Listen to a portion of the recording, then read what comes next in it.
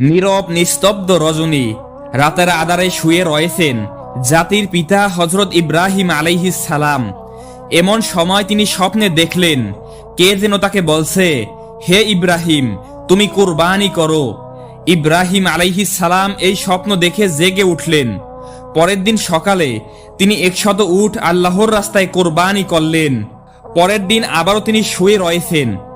আবারও বেশি আসলো সেই দৈব বাণী, কে যেন তাকে বলছেন, হে ইব্রাহিম, তুমি আল্লাহর রাস্তায় কোরবানি করো। পরের দিন সকালে আবারও হজরত ইব্রাহিম আলাইহিস সালাম 100 উট আল্লাহর রাস্তায় কোরবানি করলেন।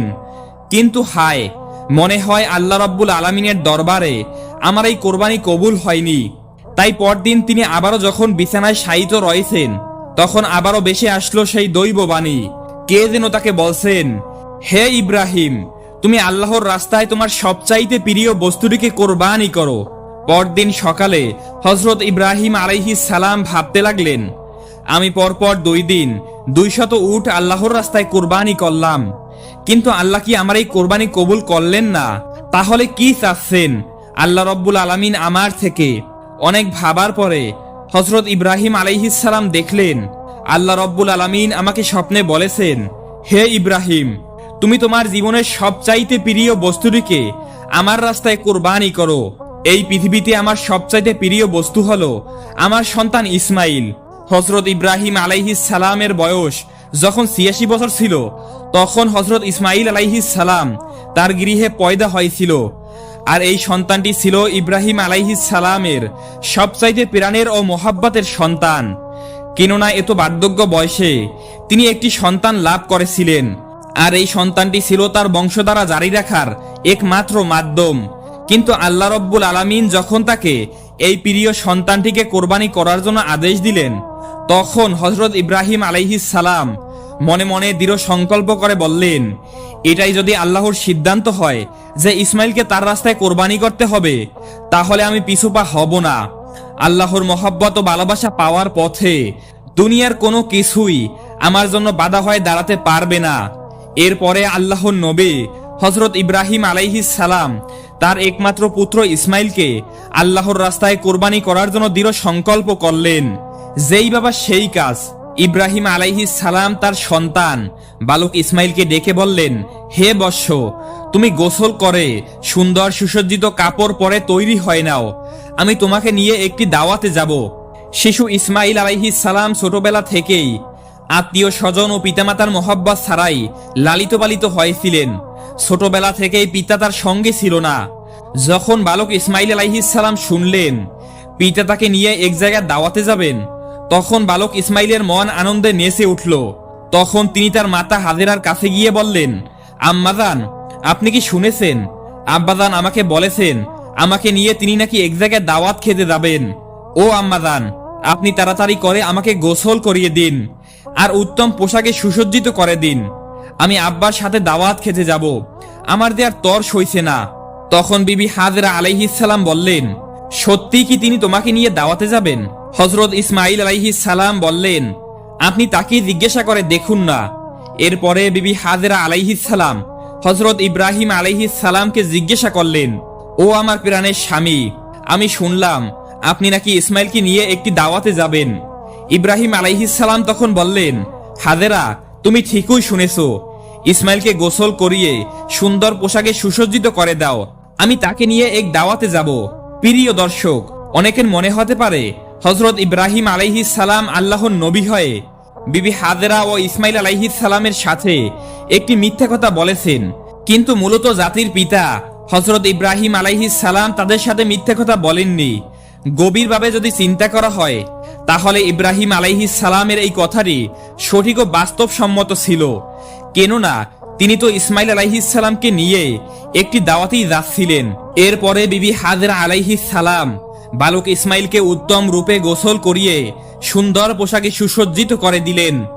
অতঃপর তাকে স্বামীর হাতে তুলে দেওয়ার পূর্বে বললেন, ও আমার প্রাণের স্বামী, ইসমাইলকে আমি ছোট থেকে এই পর্যন্ত লালন পালন করেছি, কিন্তু এর মধ্যে আমি তাকে একটিবারের জন্য আমার দৃষ্টির আড়াল করিনি। ও আমার প্রিয় স্বামী, আপনি সব সময় তাকে দেখে রাখবেন, কখনোই আপনি তাকে আপনার চোখের আড়াল করবেন না। যতক্ষণ না পর্যন্ত আপনি আর ইসমাইল আমার কাছে ফিরে আসছেন ততক্ষণ পর্যন্ত আমি উদ্বিগ্ন থাকব এবং আপনাদের পথ পানে চেয়ে আমার সময় কাটবে। হযরত ইব্রাহিম আলাইহিস সালাম বিবি হাজেরার এই কথা শুনে কোনো কিছুই বললেন না। তার হৃদয়ের মধ্যে তুফান বয়ে যাচ্ছিল। তিনি মুখ ফুটে কোনো কথা বিবি হাজেরাকে বলতে পারছিলেন না। তার অশ্রু যেন চোখ বেয়ে বেরিয়ে আসতে চাচ্ছিল, কিন্তু তিনি তার চোখের অশ্রুগুলিকে আল্লাহ রব্বুল আলামিনের মহাব্বতের দরিয়ায় চাপা দিয়ে রেখেছিলেন। এরপরে হযরত ইব্রাহিম আলাইহিস সালাম বালক ইসমাইলকে নিয়ে চলতে লাগলেন মিনার পাহাড়ের দিকে। অভিশপ্ত ইবলিস যখন দেখল যে জাতির পিতা হযরত ইব্রাহিম আলাইহিস সালাম আল্লাহ রব্বুল আলামিনের আদেশ পালন করার জন্য তার একমাত্র পুত্রকে জবাই করার জন্য দৃঢ় সংকল্প করেছে, তখন তারা সহ্য হলো না। সে বলতে লাগলো, হায় রে, আমি ইবলিস মানব জাতির জন্য আমি বেহেশত থেকে বহিষ্কার হয়েছি এবং আমি চির মর্দুত ও জাহান্নামী হয়েছি। আর সেই মানব জাতির একজন সন্তান ইব্রাহিম আল্লাহ তাআলার আদেশ পালন করে তার প্রিয়ভাজন হবে, এটা আমি কিভাবে সহ্য করব? কোনোভাবেই এটা হতে দেওয়া যাবে না। যে করেই হোক ইব্রাহিমকে এই কাজ থেকে ফিরিয়ে রাখতেই হবে। তাই ইবলিস তার চক্রান্ত ষড়যন্ত্র বাস্তবায়নের জন্য সর্বপ্রথম বিবি হাজেরা আলাইহিস সালামের কাছে একজন ভালো মানুষের বেশে উপস্থিত হলো। বিবি হাজেরা আলাইহিস সালামের কাছে গিয়ে ইবলিস বলল, ও হাজেরা, তুমি কি জানো তোমার স্বামী ইব্রাহিম তোমার সন্তানকে কোথায় নিয়ে যাচ্ছে? বিবি হাজেরা আলাইহিস সালাম বললেন, কেন? তিনি তাকে নিয়ে একটি দাওয়াতে যাচ্ছেন। ইবলিস তখন বলল, আমি এতদিন ঠিকই শুনেছি নারী জাতি অত্যন্ত সহজ সরল ও ভোলাবালা, তাদেরকে যে কোনো মিথ্যে কথা বলে ধোকা দেওয়া যায়। তোমার স্বামী তোমাকে ধোকা দিয়েছে। বিবি হাজেরা আলাইহিস সালাম শয়তানের মুখে এই কথা শুনে বললেন, তুমি এ কেমন কথা বলছো? আমার স্বামী আল্লাহর একজন নবী, তিনি কিভাবে আমাকে ধোকা দিতে পারেন? আমি তোমার কথা বিশ্বাস করি না। আর সত্যি করে বলো তো, তুমি কে? কি উদ্দেশ্যে আমার স্বামীর বিরুদ্ধে তুমি আমাকে পরিচিত করছো? তুমি এখনই আমার সামনে থেকে দূর হয়ে যাও। ইবলিস বলল, ও হাজেরা, এখন তো তুমি অত্যন্ত তেজের সাথে কথা বলছো, কিন্তু কালকে যখন দেখতে পাবে সত্যি ইব্রাহিম তার সন্তান ইসমাইলকে জবাই করে দিয়েছে, তখন দেখা যাবে তোমার এত তেজ কোথায় থাকে। বিবি হাজেরা এবার বিরক্ত হয়ে বললেন, আচ্ছা তুমি কি বলতে চাচ্ছ একটু খুলে বলো। শয়তান বলল, আমি সে কথা বলার জন্যই তোমার কাছে এসেছি। বিবি হাজেরা বললেন, তুমি কি আমাকে বুঝিয়ে বলতে পারো এর কি কোনো যুক্তি হয়? একজন পিতা কেন তার একমাত্র নিরপরাধ সন্তানকে জবাই করবে? শয়তান তখন বলল, ও হাজেরা, ইব্রাহিম খামাখা ইসমাইলকে জবাই করবে না। আল্লাহ রব্বুল আলামিন তাকে নির্দেশ দিয়েছেন তিনি যেন ইসমাইলকে তার রাস্তায় কুরবানি করে দেয়। সে কারণেই ইব্রাহিম তোমার পুত্র ইসমাইলকে জবাই করতে মিনার পাহাড়ে নিয়ে যাচ্ছে। এখনো সময় আছে, তুমি তাড়াতাড়ি করে ইসমাইলকে তার হাত থেকে রক্ষা করো, না হলে দেখবে ইব্রাহিম তোমার পুত্র ইসমাইলকে আল্লাহর আদেশ পালন করতে গিয়ে জবাই করে দিয়েছে।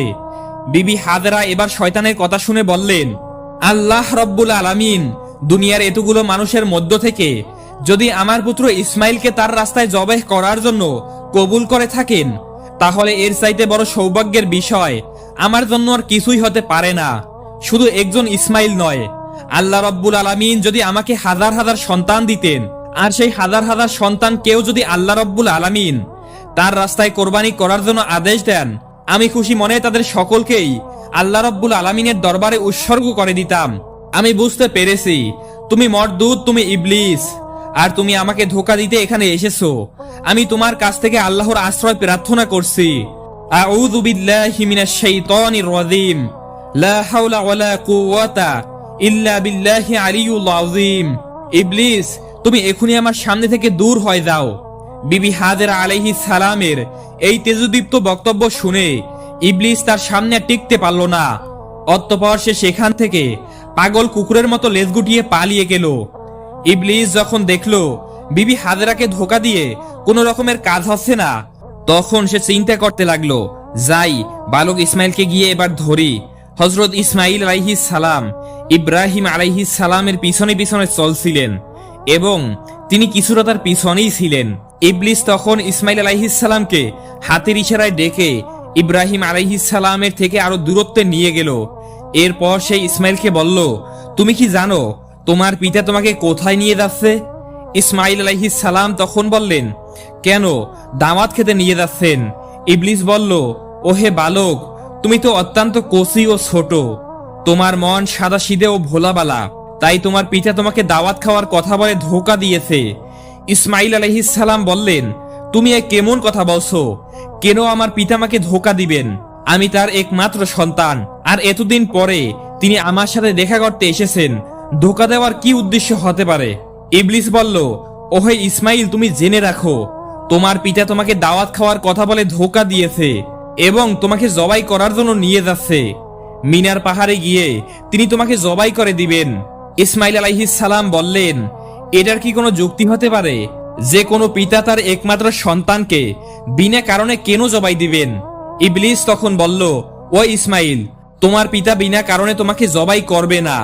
আল্লাহ রব্বুল আলামিন তাকে নির্দেশ দিয়েছেন তিনি যেন তোমাকে আল্লাহর রাস্তায় কোরবানি করেন। আল্লাহর নির্দেশ পালন করার জন্যই তোমার পিতা তোমাকে মিনার পাহাড়ে জবাই করার জন্য নিয়ে যাচ্ছেন। তখন ইসমাইল আলাইহিস সালাম বললেন, আল্লাহ রব্বুল আলামিন এই দুনিয়াতে এত মানুষের মধ্য হতে যদি আমাকেই তার রাস্তায় জবাই করার জন্য কবুল করে থাকেন, তাহলে এর চাইতে বড় সৌভাগ্যের ব্যাপার আমার জন্য আর কিছুই হতে পারে না। আমি বুঝতে পেরেছি তুমি ইবলিস। ও ইবলিস, তুমি জেনে রাখো, আল্লাহ রব্বুল আলামিন যদি আমাকে লক্ষ কোটি জীবন দিতেন, আর সেই লক্ষ কোটি জীবনকে আল্লাহ রব্বুল আলামিন যদি তার রাস্তায় কোরবানি করার জন্য কবুল করতেন, তাহলে আমি প্রতিবারই আল্লাহর রাস্তায় কোরবানি হওয়ার জন্য প্রস্তুত থাকতাম। ও ইবলিস, তুমি আমার কাছ থেকে এখনই দূর হয়ে যাও। আমি তোমার কাছ থেকে আল্লাহর কাছে আশ্রয় প্রার্থনা করছি। আউযু বিল্লাহি মিনাশ শাইতানির রাজিম। এরপর হযরত ইসমাইল আলাইহিস সালাম ইবলিসকে লক্ষ্য করে পাথর মারতে লাগলেন। ইসমাইল আলাইহিস সালামের স্মৃতি চারণ করে আজ পর্যন্ত হাজিরা হজে গিয়ে শয়তানকে পাথর মারে। এরপর হযরত ইব্রাহিম আলাইহিস সালাম পুত্র ইসমাইলকে নিয়ে মিনার প্রান্তে উপস্থিত হলেন। তাফসির রুহুল আমানিতে রয়েছে, ইসমাইল আলাইহিস সালামকে জবাই করার পূর্বে জাতির পিতা হযরত ইব্রাহিম আলাইহিস সালাম তার সাথে একটি পরামর্শ করতে চাইলেন। অতঃপর ইব্রাহিম আলাইহিস সালাম বললেন, হে বৎস, আমি স্বপ্নে দেখেছি যে তোমাকে আমি জবাই করেছি, এখন তোমার কি অভিমত বলো? সে বলল, হে আমার পিতা, আপনি যেই আদেশ পেয়েছেন আপনি তাই করুন। আল্লাহ ইচ্ছা করলে আপনি আমাকে ধৈর্যশীলদের অন্তর্ভুক্ত পাবেন। সূরা সাফফাত আয়াত নং 102। হযরত ইসমাইল আলাইহিস সালামের এরূপ জবাব শুনে ইব্রাহিম আলাইহিস সালাম অত্যন্ত খুশি হলেন। অতঃপর হযরত ইসমাইল আলাইহিস সালাম তার পিতাকে লক্ষ্য করে বললেন, ওহে আব্বাজান, আপনি তো আমাকে জবেহ করে দিবেন, তার পূর্বে আমার কয়েকটি অনুরোধ রয়েছে, আপনি কি দয়া করে আমার সেই অনুরোধগুলো রক্ষা করবেন? ইব্রাহিম আলাইহিস সালাম তখন বললেন, বৎস, তুমি তোমার আরজিগুলো পেশ করতে পারো, আমি সেগুলোকে যথাসাধ্য রক্ষা করার চেষ্টা করব। তখন হযরত ইসমাইল আলাইহিস সালাম বললেন, ও আব্বাজান, আমাকে জবাই করার পূর্বে আমার হাত পা উত্তম রূপে বেঁধে নিবেন। দেখা যায় জবাই করার সময় জন্তুগুলো তাদের হাত পা ছোড়াছুরি করে, তেমনি ভাবে মৃত্যুর যন্ত্রণা সহ্য করতে না পেরে আমিও যদি আমার হাত পা ছোড়াছুরি করি আর তা যদি আপনার শরীরে লেগে যায়, এতে আমার বেয়াদবি হবে, আর আমি চাই না মৃত্যুর পূর্বে আমার পিতার সাথে বেয়াদবি করে মরতে। অতএব হে আব্বাজান, আপনি আমার এই অনুরোধ রক্ষা করবেন। দ্বিতীয়ত, আমাকে জবাই করার সময় আপনি আপনার চক্ষুদ্বয় ভালো মতো কাপড় দ্বারা বেঁধে নিবেন, কেননা জবাই করার সময় যদি আপনার দৃষ্টি আমার চেহারায় পড়ে তাহলে আমার প্রতি আপনার দয়া হবে, তাতে আপনার জবাইয়ের কাজে ব্যাঘাত সৃষ্টি হবে, আর আমি চাই না আমার চেহারার কারণে আপনি আল্লাহ রব্বুল আলামিনের আদেশ পালন করতে কোনরূপ বাধার সম্মুখীন হন।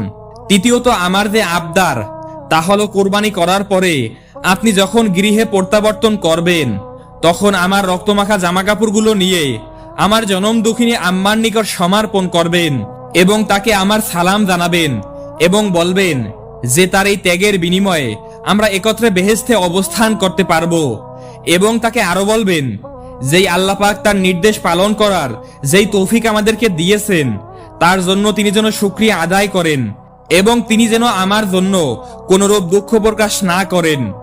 পুত্রের মুখে এই কথাগুলো শ্রবণ করে হযরত ইব্রাহিম আলাইহিস সালাম অত্যন্ত সন্তুষ্ট হলেন। তিনি তার অস্তিনের নিচেই পূর্বে এক গাছি দড়ি ও একটি ছুরি লুকিয়ে রেখেছিল। অতঃপর তিনি সেই দড়ি বের করে হযরত ইসমাইল আলাইহিস সালামের হাত ও পা ভালোমতো বেঁধে নিলেন। এরপরে তার চোখে একখানা কাপড় বেঁধে দিলেন। অতঃপর হযরত ইসমাইল আলাইহিস সালামকে জবাই করার জন্য মাটিতে শুইয়ে দিলেন। জাতির পিতা হযরত ইব্রাহিম আলাইহিস সালাম তার হাতে ছুরি নিয়ে প্রস্তুত রয়েছেন। তিনি জবাই করবেন তার একমাত্র সন্তান ইসমাইলকে। তিনি এর মাধ্যমে চাচ্ছেন আল্লাহর আদেশ পালন করতে। তিনি আল্লাহর আদেশ পালন করতে দৃঢ় সংকল্প করেছেন এবং তাকে পৃথিবীর কোনো শক্তি বাধা দিতে পারবে না। পিতা তার পুত্রের গলায় ছুরি চালিয়ে দিবেন আল্লাহর প্রেম ও মোহাব্বতে মাতোয়ারা হয়। এই দৃশ্য দেখে আসমান ও জমিনের ফেরেশতারা প্রকম্পিত হয়ে যাচ্ছে। তারা আল্লাহর তাসবিহ ও পবিত্রতা ঘোষণা করে যাচ্ছে। এরপরে হযরত ইব্রাহিম আলাইহিস সালাম পুত্র ইসমাইলের গলায় ছুরি চালাতে যাবেন। এমন সময় আল্লাহ রাব্বুল আলামিন ছুরিকে নির্দেশ দিলেন, হে ছুরি, খবরদার, তুই ইসমাইলের গলার একটি পশমও কাটবি না। তুই যদি ইসমাইলের গলার একটি পশমও কাটিস তাহলে তোর জন্য আমি জাহান্নামের আগুনকে অবধারিত করে দেব। অতঃপর হযরত ইব্রাহিম আলাইহিস সালাম বিসমিল্লাহ বলে ইসমাইলের গলায় ছুরি চালিয়ে দিলেন। কিন্তু ছুরি তো পূর্বেই আল্লাহর নির্দেশ পেয়েছে। সে আল্লাহর ভয়ে ভীত হয়ে ইসমাইল আলাইহিস সালামের গলার একটি পশমও কাটল না। ইব্রাহিম আলাইহিস সালাম ইসমাইল আলাইহিস সালামের গলায় বারবার ছুরি চালাচ্ছেন, কিন্তু তিনি কোনো রূপেই তার গলা কাটতে সক্ষম হচ্ছিল না।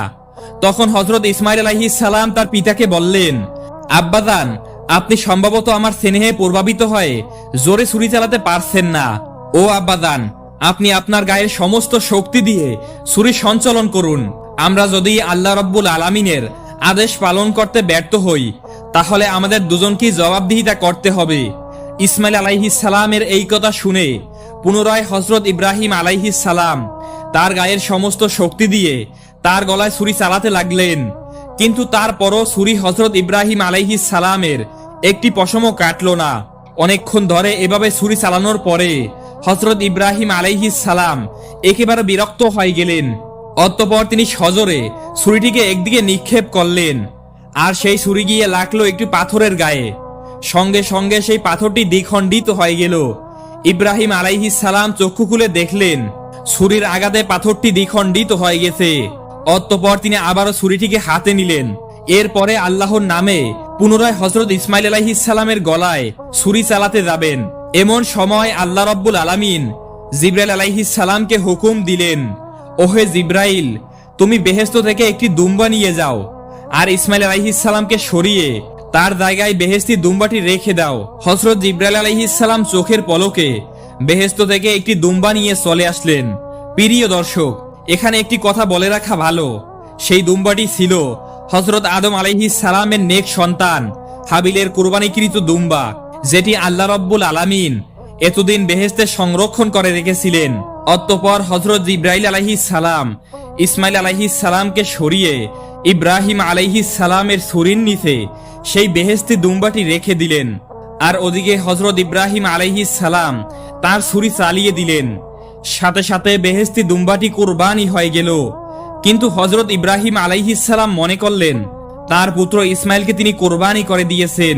কোরবানি সম্পন্ন হওয়ার সাথে সাথে হযরত ইব্রাহিম আলাইহিস সালাম বললেন, আলহামদুলিল্লাহ। অতঃপর তিনি তার চক্ষু খুলে দেখল ইসমাইল তো তার পাশে দাঁড়িয়ে রয়েছেন আর কোরবানি হয়ে গেছে সেই বেহেশতি দুম্বাটি।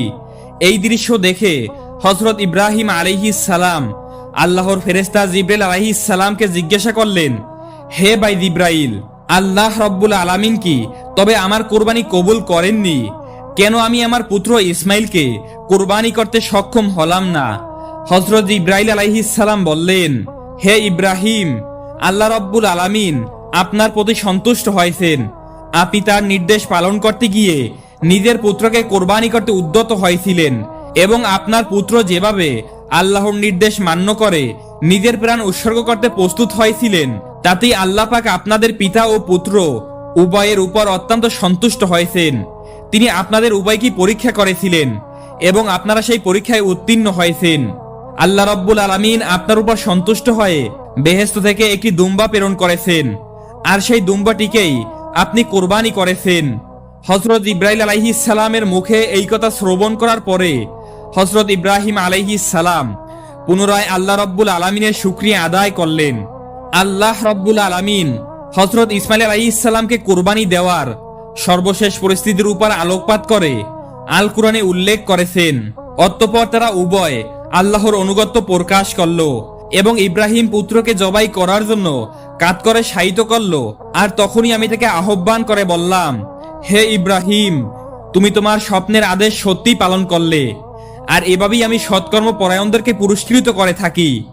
নিশ্চয়ই এটা ছিল একটি স্পষ্ট পরীক্ষা, আর আমি তার পরিবর্তে একটি তরতাজা জন্তু জবেহ করেছিলাম এবং আমি তা পরবর্তীদের জন্য নিদর্শন করে রেখেছি। ইব্রাহিমের উপর শান্তি বর্ষিত হোক, এভাবেই আমি সৎকর্ম পরায়ণদেরকে পুরস্কৃত করে থাকি। সূরা সাফফাত আয়াত নং 103 থেকে 110। প্রিয় দর্শক, এই ছিল হযরত ইব্রাহিম আলাইহিস সালাম কর্তৃক তার পুত্র ইসমাইল আলাইহিস সালামকে কোরবানি দেওয়ার সেই বিখ্যাত কাহিনী।